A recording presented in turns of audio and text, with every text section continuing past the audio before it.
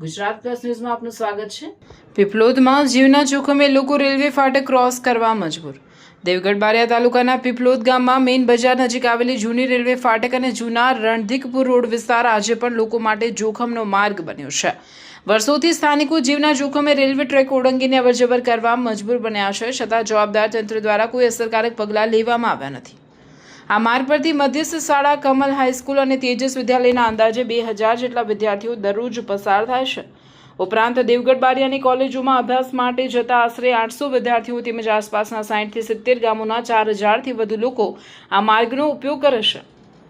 પરિણામે દરરોજ હજારો લોકો અકસ્માતના ભય વચ્ચે રેલવે ટ્રેક ક્રોસ કરવા મજબૂર બની રહ્યા છે। સ્થાનિકોના જણાવ્યા મુજબ છેલ્લા 20 વર્ષથી અહીં ફૂટ ઓવરબ્રિજ બનાવવાની માંગ કરવામાં આવી રહી છે। અનેક વખત જાહેરાતો અને ખાતમુહૂર્તની વાતો થઈ હોવા છતાં આજ દિન સુધી કામ શરૂ થયું નથી।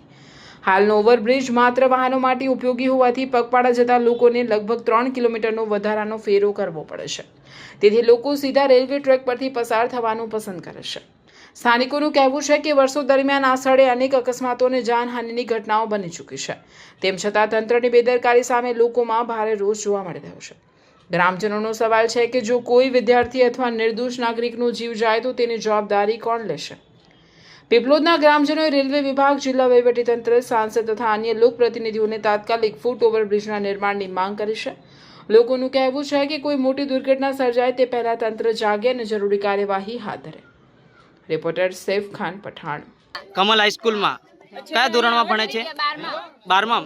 તો રોજ આવી રીતના નીકળવા પડે છે? કેટલી છોકરીઓ તમે નીકળો છો અહીંયાથી?